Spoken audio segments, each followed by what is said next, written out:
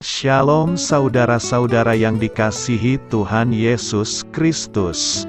Selamat pagi, selamat berjumpa dalam renungan pada pagi hari ini. Selamat beraktivitas dan selamat melayani Tuhan. Kita bersyukur karena kemurahan Tuhan. Hari ini kita boleh bangun dengan kekuatan baru. Semua karena anugerah Tuhan. Saat ini sebelum kita mendengarkan renungan firman Tuhan, marilah sama-sama kita berdoa. Bapa kami yang di sorga, Bapa dalam nama Tuhan Yesus Kristus, Tuhan dan Allah kami yang baik, kami bersyukur untuk berkat kemurahan-Mu, di sepanjang malam Tuhan sudah lindungi kami. Dan pagi ini kami boleh ada sebagaimana kami adanya. Semua karena berkat kemurahan Tuhan. Saat ini kami mau mendengarkan sabda firman-Mu. Jamah hati kami Tuhan, berikan pengertian yang baru, untuk kami memahami firman-Mu dan taat melakukan kehendak-Mu. Dalam nama Tuhan Yesus, kami berdoa. Haleluya. Amin. Sahabat suara kasih, ayat pembacaan Alkitab kita hari ini terambil dari Amsal 28 ayat yang ke-1 sampai 6. Amsal 28 ayat 1 sampai 6. Orang fasik lari, walaupun tidak ada yang mengejarnya, tetapi orang benar merasa aman seperti singa muda. Karena pemberontakan negeri banyaklah penguasa-penguasanya, tetapi karena orang yang berpengertian dan berpengetahuan tetaplah hukum. Orang miskin yang menindas orang-orang yang lemah, adalah seperti hujan deras, tetapi tidak memberi makanan. Orang yang mengabaikan hukum memuji orang fasik, tetapi orang yang berpegang pada hukum menentangnya. Orang yang jahat tidak mengerti keadilan, tetapi orang yang mencari Tuhan mengerti segala sesuatu. Lebih baik orang miskin yang bersih kelakuannya, daripada orang yang berliku-liku jalannya, sekalipun ia kaya. Sahabat suara kasih, ayat emas renungan kita hari ini adalah Amsal 28 ayat 1, orang fasik lari, walaupun tidak ada yang mengejarnya, tetapi orang benar merasa aman seperti singa muda. Judul renungan kita hari ini adalah Berani Melawan Masalah Kita, ditulis oleh Lori. Sahabat suara kasih, keadaan yang kita hadapi belakangan ini sama sekali tidak mudah. Krisis demi krisis yang terjadi, pasti membuat siapapun akan mulai diserang rasa khawatir, takut dan bahkan menyerah. Peristiwa demi peristiwa buruk, bisa membuat seseorang mulai panik menentukan pilihannya. Amsal 28 ayat 1 memberitahu kita, bahwa ada dua kelompok orang yang memiliki cara berbeda saat menghadapi keadaan. Pertama adalah orang fasik, dan kedua adalah orang benar. Raja Salomo menyampaikan orang fasik akan cenderung lari, sekalipun tidak ada yang mengejarnya. Sedangkan orang benar selalu merasa aman, karena mereka percaya bahwa Tuhan menyertai mereka. Orang fasik yang tidak mengenal Tuhan mudah sekali diserang ketakutan, karena mereka tidak punya jaminan keamanan dan perlindungan. Mereka hanya mengandalkan kekuatan dan keberanian mereka sendiri, dan saat keadaan buruk datang, keberanian itu mulai menciut hingga membuat harapan mereka hilang. Tetapi orang benar justru dipenuhi oleh keberanian, yang timbul dari keyakinan di dalam Tuhan.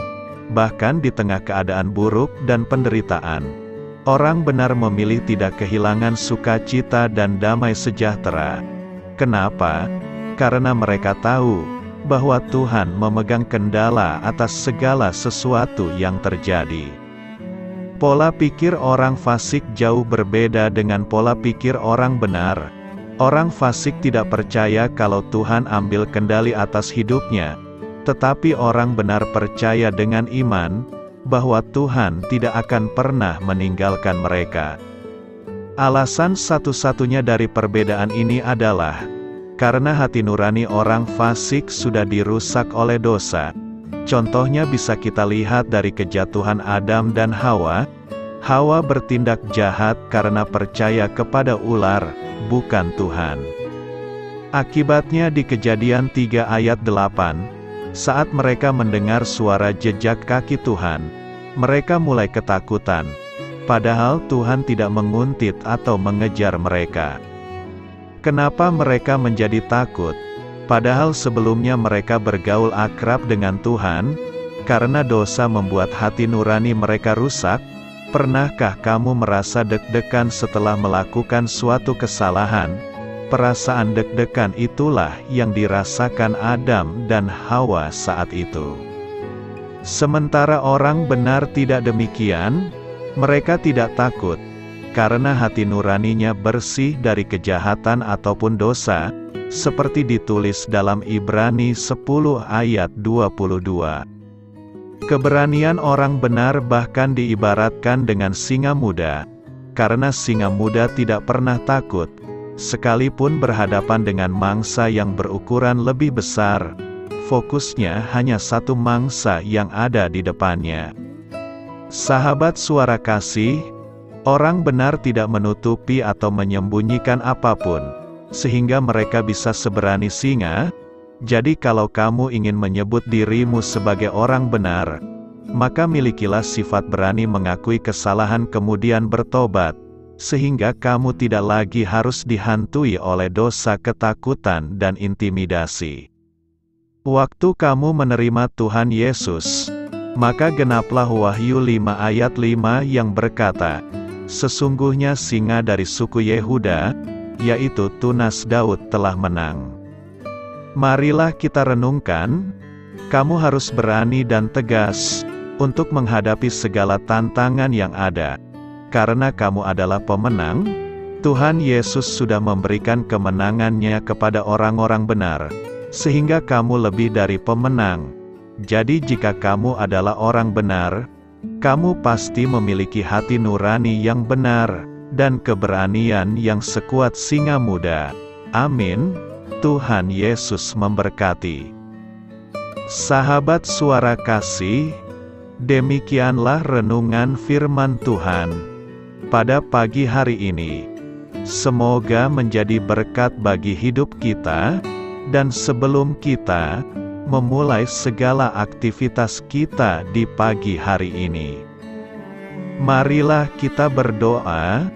Bapa kami yang di sorga, Bapa di dalam nama Tuhan Yesus Kristus, terima kasih Bapa, karena Engkau sudah menjadi Allah bagi kami. Kami juga bersyukur Bapa, untuk pertolongan-Mu, penyertaan-Mu, dan atas berkat-Mu di dalam kehidupan kami.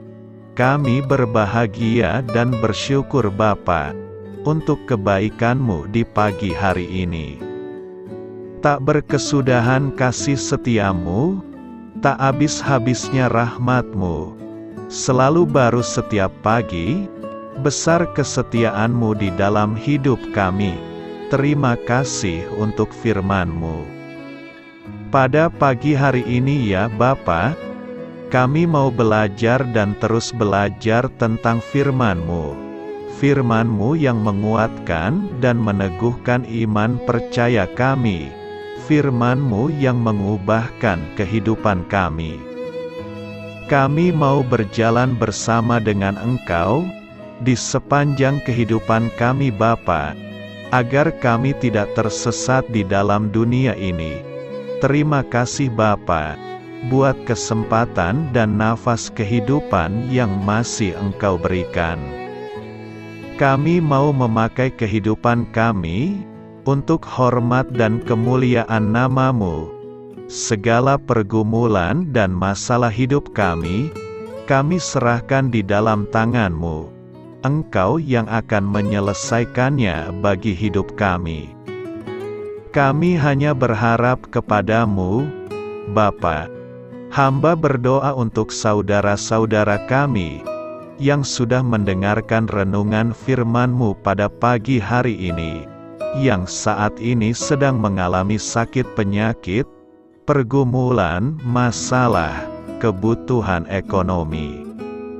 Kiranya Engkau yang jamah, sembuhkan dan pulihkan.